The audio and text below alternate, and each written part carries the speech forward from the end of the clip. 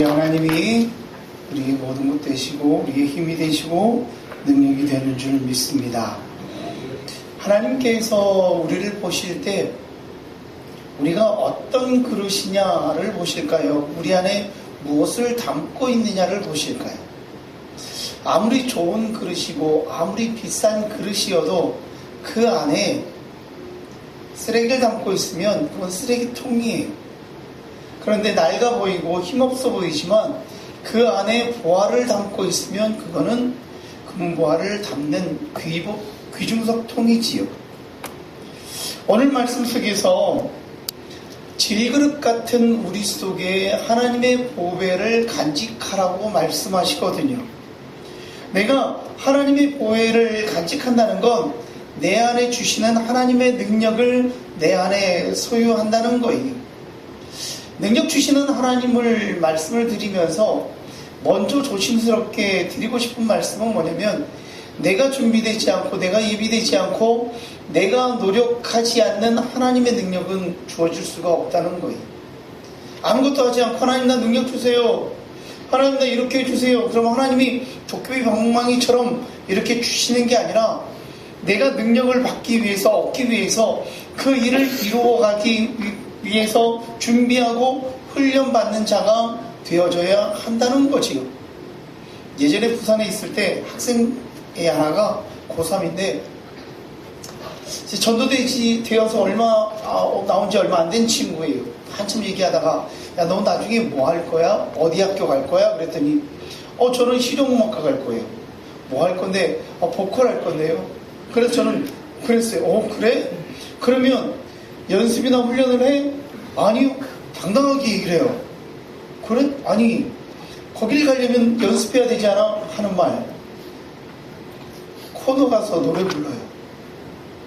코너가 뭔지 아세요? 코인 노래방. 당황스러운 거예요. 실용음악과 보컬을 전공하려고 시험 치려고 한다는 놈이. 그래서 네 한번 노래 한번 불러볼래? 깜짝 놀랐어요.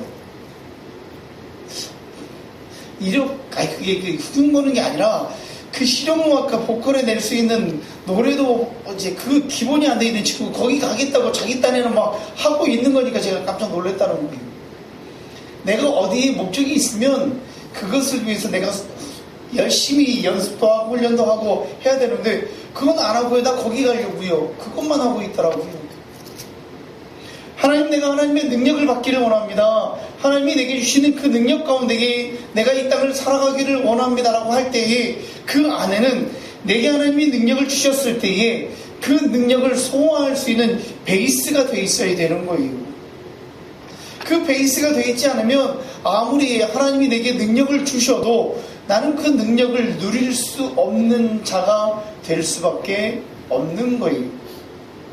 하나님이 우리에게 능력을 주시는데 몇 가지 능력을 주셔요. 첫째는 경건의 능력을 주신다라고 말씀하고 있어요. 우리에게 주시는 경건의 능력이 뭐냐라는 거지. 베드로후서 1장 3절의 말씀을 함께 읽을까요? 시작. 그의 신기한 능력으로 생명과 경건에 속한 모든 것을 우리에게 주셨으니 이는 자기의 영광과 도구로서 우리를 부르신 이의 알므로 말미암음이라. 아멘. 우리 믿는 자에게는 능력을 주시는데 경건의 능력을 주신다. 여러분, 경건이라는 건 구별되는 것을 말하는 거거든요. 내가 믿는 자라면 믿는 자로서 믿지 않는 사람과 구별되어지는데 이게 어느 날 갑자기 구별되는 게 아니에요. 훈련되지 않으면, 내가 예비되지 않으면 구별될 수가 없어요. 똑같은 자리에 서게 되는 거예요. 여러분, 성경은 우리에게 경솔하고 망령된 행동을 하지 말라고 얘기해요. 왜? 믿음의 백성이기 때문에.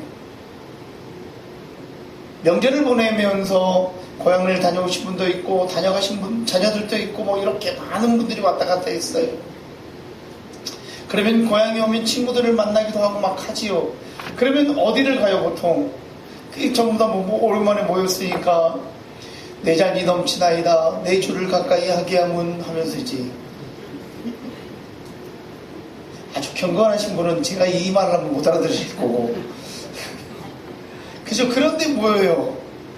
그러니까 제가 이제 고향에 왔다는 얘기를 듣지만 친구들이 이제는 부르지도 않지만 불러도 그런데 가기가 조금 그런 거예요. 그 가있는 자체가 오해받을 수도 있으니까 그런 자리가 있으면 아예 나는 못 간다 하고 아예 그냥 건너가요. 그런데 그런 경건을 쌓아가지 않고 그냥 나만 아니면 돼 하고 갔는데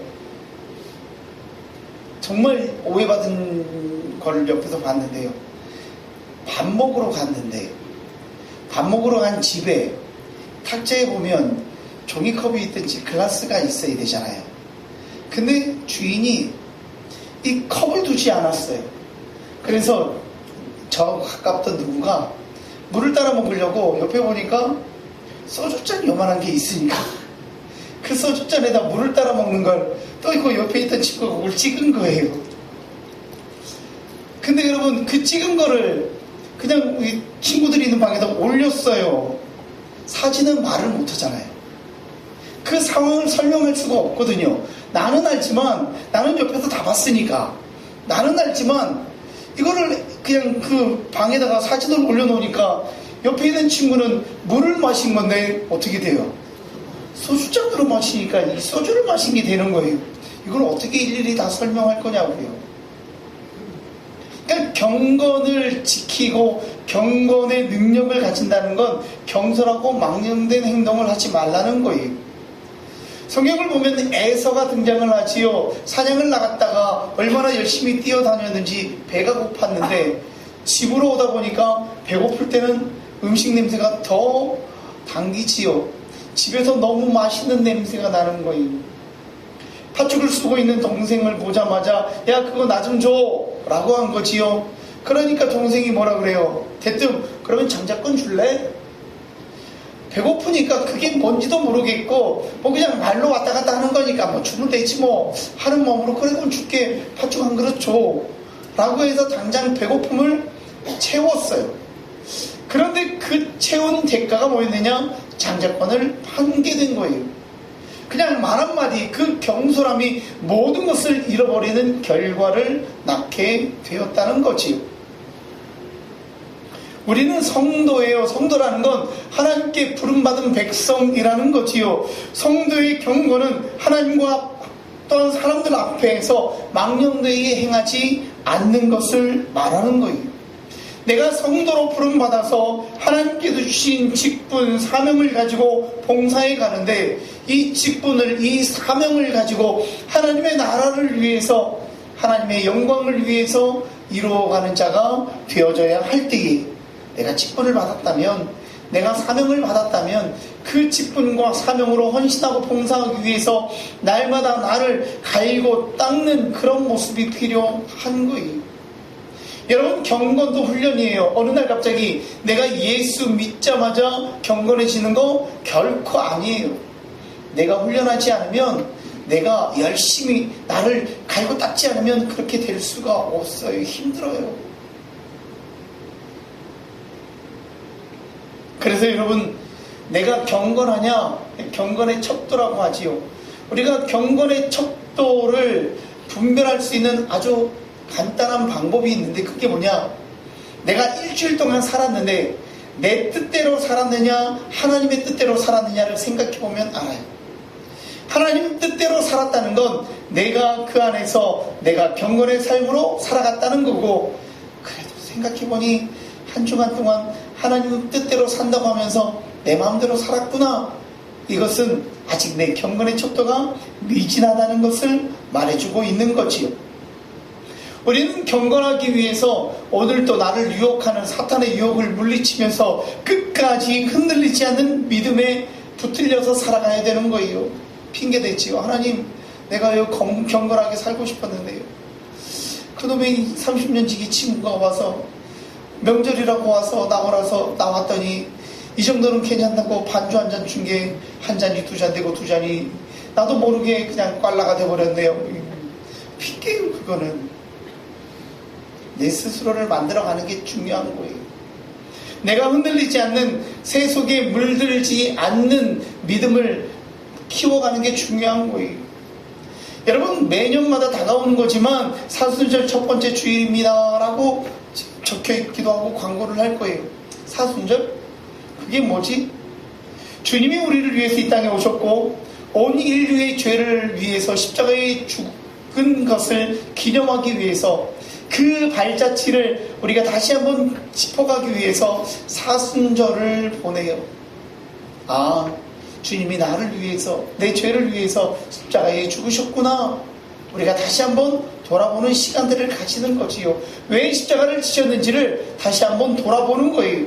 우리가 나를 돌아본다는 건 내가 하나님 말씀 안에서 바르게 살아가고 있는지, 내 삶이 하나님이 기뻐하는 삶인지를 돌아보는 거니까 내 경건의 척도는 그 안에서 판가름 나게 되는 거겠지요.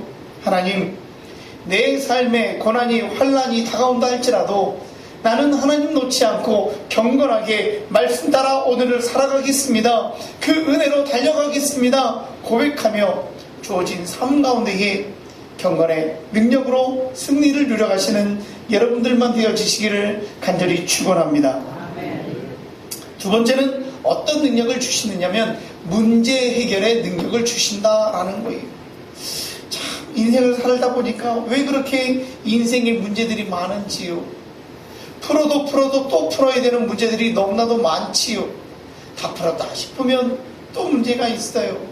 그런 인생의 문제 앞에서 어떤 이들은 꺾어지기도 하고 어떤 이들은 실패하기도 하고 그 문제를 풀고 더 놀라운 것들을 이루어가는 자들도 있지요.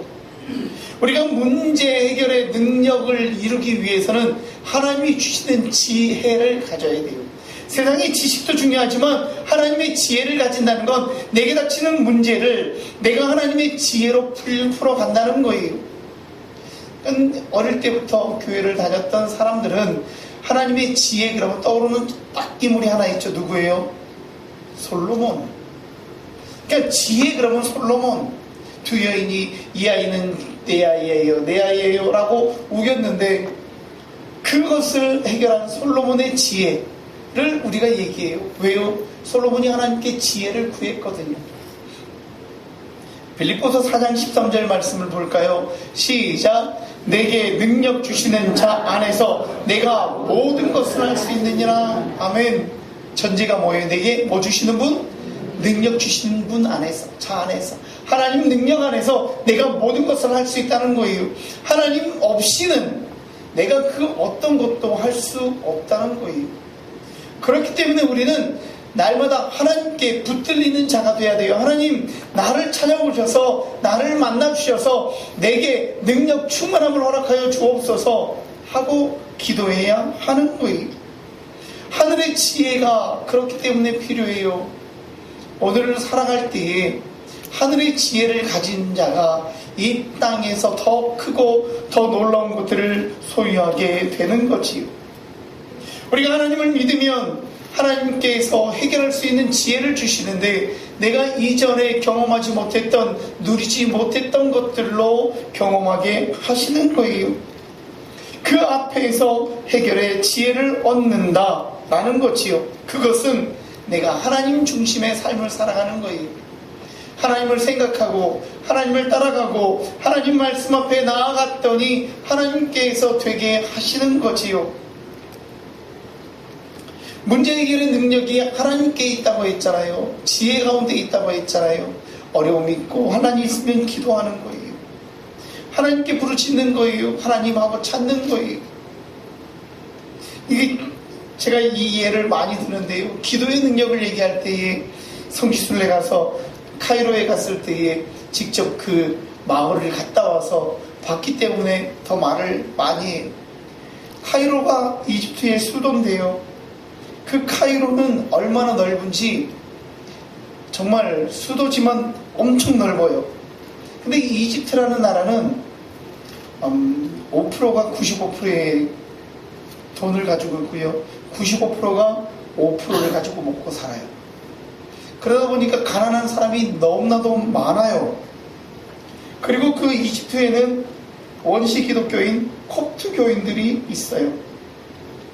이 콥트 교인들은 우리 같으면 주민등록증에 찍혀요. 콥트교인이라고.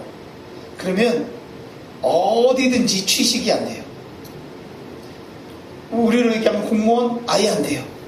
일반 직장도 워낙 이슬람이 세니까 안 돼요. 그러다 보니까 살아가는 방식이 되게 좀 힘들어요. 이 콥트교인들이 살던 곳이 어디였느냐? 그 카이로에서 나오는 쓰레기를 하치하는 그 하치장 뒤에서 그 쓰레기에서 나오는 것들을 이제 찾아서 그걸로 팔기도 하고 그걸로 먹고 사는 사람들이, 콥트교인들이 거기에 살았는데, 카이로가 점점점 팽창하다 보니까 이 쓰레기를 버리는 장소가 좁아서 어느 날 그 콥트교인들에게 이제 몇 월 며칠까지 이 자리를 비워라 라고 명령이 떨어졌다는 거지요. 근데 그 시기가 언제냐면, 지금은 이제 이집트가 미국하고 사이가 좋았다가 나빴다가 막 이러는데, 한때는 미국하고 아주 사이가 좋았을 때에 그 미국이 이집트의 공군기지까지 가지고 있던 시대래요. 근데 명령은 떨어졌고, 그러면 어디로 갑니까? 그랬더니 이들이 살던 쓰레기 하치장, 콥트교인들이 살던 뒤에 산이 있었다는 거예요. 산이. 야, 너희들 저 산에 가서 살아라. 저 산에 가면 가까워야지 뭘 하는데 살 수가 없으니까 니들이 산을 헐든지 뭐 하든지 뒤로 물러나서 살아. 명령이 떨어졌다는 거예요.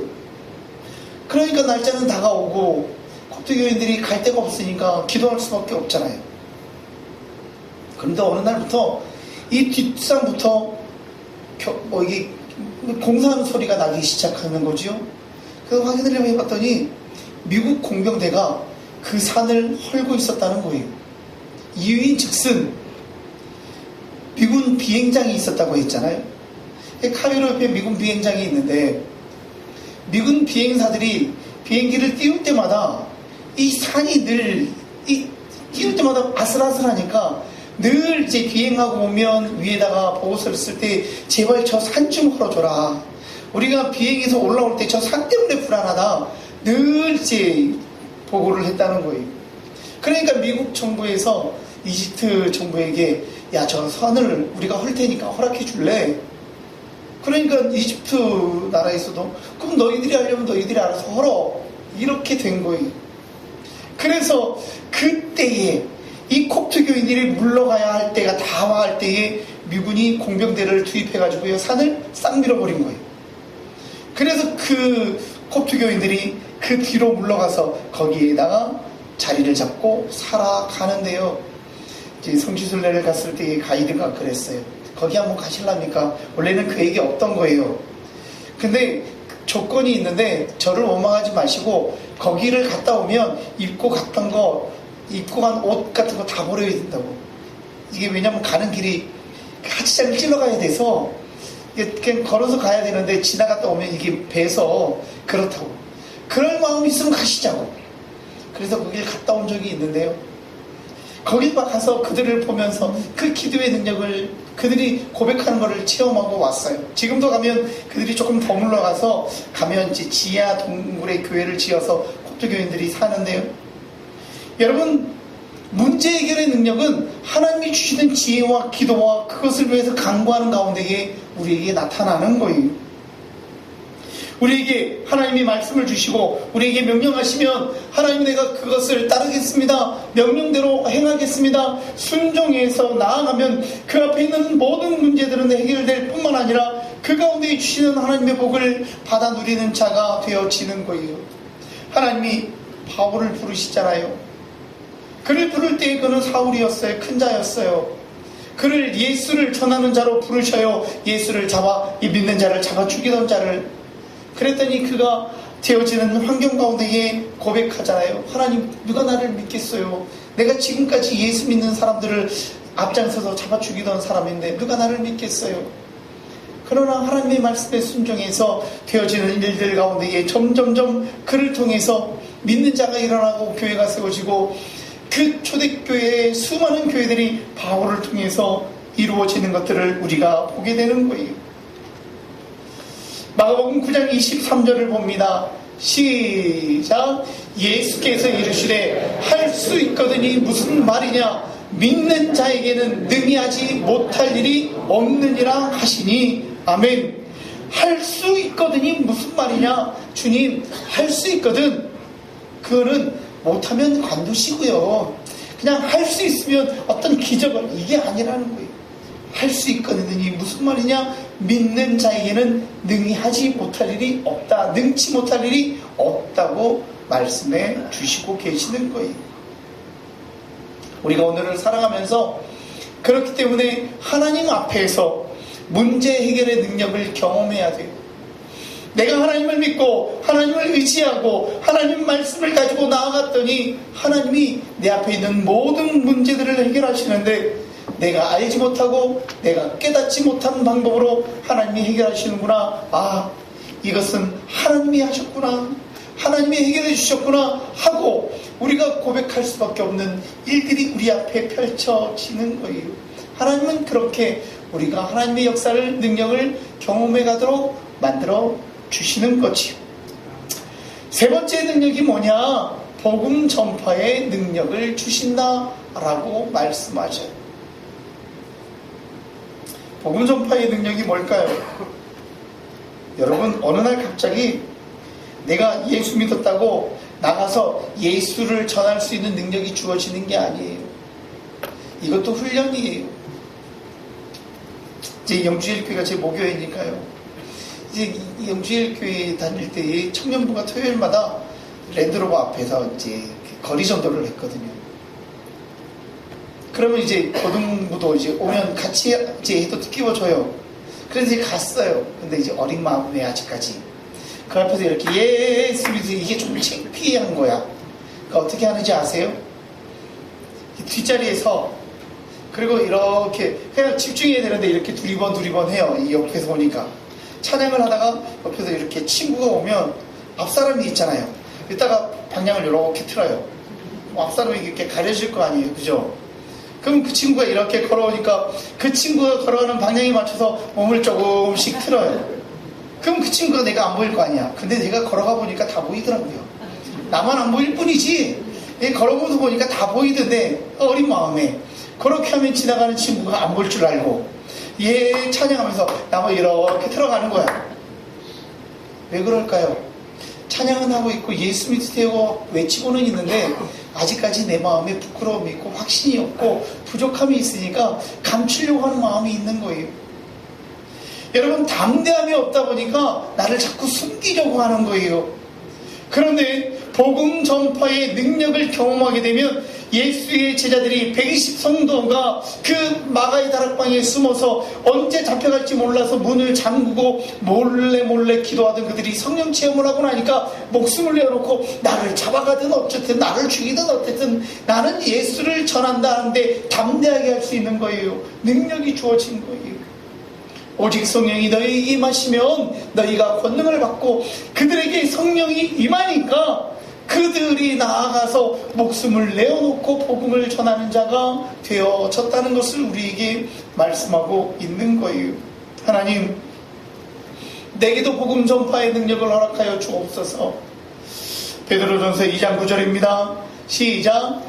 그러나 너희는 택하신 족속이요 왕같은 제사장들이요 거룩한 나라요 그의 소유가 된 백성이니 이는 너희를 어두운 데에서 불러내어 그의 기이한 빛에 들어가게 하신 이의 아름다운 덕을 선포하게 하려 하심이라. 아멘.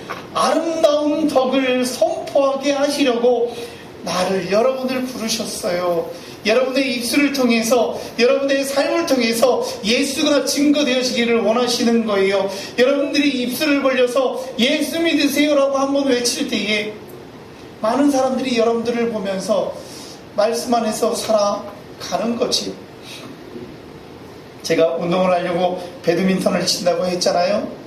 영주중학교를 제 후배 목사가 거기 괜찮아요 해서 갔는데, 가다 보니까 거기 후배들이 한 6명이 있어요. 다 목사잖아요. 그죠? 저도 목사예요. 그러니까 이 안 믿는 사람들도 이렇게 목사님들이 와 있는 걸 아는데 뭘 못하는지 아세요? 그러면 우기지를 못해요. 이제 아직 제가 오랜만에 쳐서 잘 못 쳐요. 그래서 저는 이제 끼워주기만 해도 좋은데 어쩌다 보면 내가 딱 쳤는데 이게 아웃이 아닌데 아웃이라고 그러고 2인 뭐 이럴 때가 있어. 그러면 그거 아니잖아요 그러고 싶은데 이 목사이기 때문에 못할 때가 많아요. 안 그래요? 내가 믿는 것 때문에, 내가 예수 믿는다는 것 때문에 말을 못할 때가 여러분 많이 있죠, 그죠? 근데요, 그게 먹고 사는데, 죽고 사는데 큰 문제가 있나요? 그냥 지면 지는 거로. 아웃이라고 하면 아웃인 걸로 하면 되지, 아니라고 그거 싸울 필요 뭐 있어요? 웃길 필요 뭐 있어요, 그죠? 여러분, 우리를 부르신 뜻을 가지고 나아가서 빛이 되어지는 것, 덕을 선포해서 하나님의 살아계심을 선포해가는 것, 그게 우리에게는 더 중요한 거예요. 여러분, 예수 그리스도는 이 땅에 오셔서 생명을 내어주시면서까지 온 인류를 구원해 주셨어요. 근데 나는 생명은 내어놓지 못할 망정, 내게 주신 것으로 내가 복음을 전하는 데에 헌신하지 않는다면 내가 뭘 할 수 있겠어요? 한 영혼을 구원하는 사명을 나에게 주셨는데 그 사명을 이루어가지 못한다면 얼마나 부끄러워요. 아직 때가 아니니까 여러분들 가운데에 신방을 해보니까요, 믿지 않는 가정이 있어서 기도하는 가정이 있고, 그게 기도의 제목인 가족들이 있어요. 하나님이 주신 기도의 제목이에요. 하나님, 내 가족, 내 남편, 내 아내, 내 자녀 예수 믿게 해 주옵소서. 구원받게 해 주옵소서. 부르셔서 말씀 앞에 서게 하옵소서. 기도해야 되는 게 우리에게 주어진 사명이에요. 그렇다면 기도하는 거예요. 여러분, 그거 부끄러운 거 아니에요. 오는 거는요, 처음 된 자가 나중 되고 나중 된 자가 처음 되기도 하고요. 그거는 중구난방이에요. 아무 때나 누가 어떻게 될지 몰라요. 나는 기도할 뿐이에요. 기도하면 하나님께서 내가 생각하지도 못했을 때에 부르신다는 거지요. 우리는 단지 사도행전 20장 24절 말씀처럼 다 같이 한번 읽어볼까요? 시작. 내가 달려갈 길과 주 예수께 받은 사명 곧 하나님의 은혜의 복음을 증언하는 일을 마치려 하면은 나의 생명조차 조금 더 귀한 것으로 여기지 아니하노라. 아멘. 고백했던 바울처럼 그저 복음을 전하고 하나님의 때에 구원하시는 분은 하나님이시니까 나는 그 사명을, 복음 전함의 능력을 가지고 전하는 일에만 열심을 가지면 되는 거예요. 한 번 전하고 두 번 전했는데 안 온다고 실망해가지고 내가 더 마음 아파할 필요는 없어요. 내가 심고 또 심었는데 하나님의 때가 되면 내가 아니라 다른 일을 통해서 부르실 수도 있고 내 헌신을 통해서 그 영혼을 살릴 수도 있다는 거예요.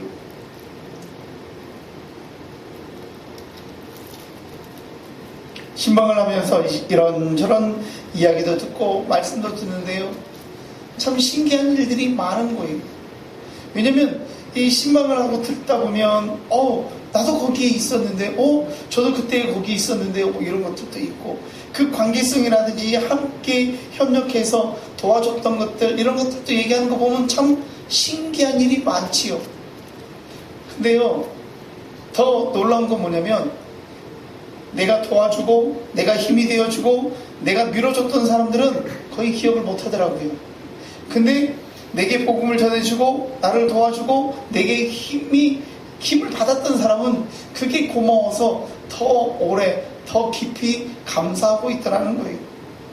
여러분, 내가 한 영혼을 구원하고자 하는 그 사명을 가지고 복음을 전하는 능력 속에 내가 외쳤을 때에, 그리고 내가 지나가면서 믿지 않는 사람인데 내가 늘 교회 가면 좋겠다, 참 교회 다니니까 내 마음이 편해 그랬는데 어느 날 그 사람이 힘든 일이 있을 때 그 사람에게 가서 진실하게 아이고 요즘 그런 힘든 일이 있어서 어떡해?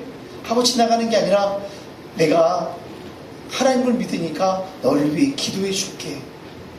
그러니까 너의 힘든 일을 위해서 내가 다른 것은 할 수 없지만 내가 너를 위해 기도해 줄게. 아니면 내가 너를 위해 기도하고 있어. 이 한마디가 그 힘든 일이 지나갔을 때에 그 사람의 마음속에는 크게 뿌리 내리는 거예요. 그분이 내가 힘들 때, 내가 어려울 때에 나를 위해서 기도한다고 했지. 내가 그 기도 때문에 이 어려운 일이 해결되었나 보다. 그러면서 마음이 열리고 그러면서 예수를 믿게 되는 거예요. 여러분, 복음 전함의 능력은 어느 날 갑자기 나를 세우셔서 내 입술을 열고 내 말이 막 갑자기 언변이 열리고 막 그렇게 하는 게 아니라 내게 차츰차츰 능력 주셔서 복음을 전하는 자로 하나님의 백성으로 사용해 가시는 것인 줄 믿습니다. 하나님, 복음 전하여 죽어가는 영혼을 살리는 것이 하나님이 가장 기뻐하시는 사명인 줄 믿습니다. 내게 능력 주셔서 복음 전하고 죽어가는 영혼들을 살려가는 능력이 내 안에 가득하게 하옵소서. 고백하며 나아가는 우리 모두가 되어지기를 간절히 소망합니다. 경건의 능력, 문제 해결의 능력, 복음의 능력은 우리가 구하고 찾고 부르짖을 때에 하나님께서 우리에게 주시는 겁니다. 우리에게 그 능력을 주셨다면 소홀히 여기지 마시고 그 능력을 가지고 이 땅에 이루어가는 자가 되게 하시고, 하나님 말씀 따라 성령의 능력 가운데에 내 안에 보배를 가득 채워서 하나님이 쓰시기에 부족함이 없는 귀한 백성, 하나님의 역사를 이루어가는 천국 백성으로 살아가는 우리 모두가 되어지기를 간절히 축원합니다.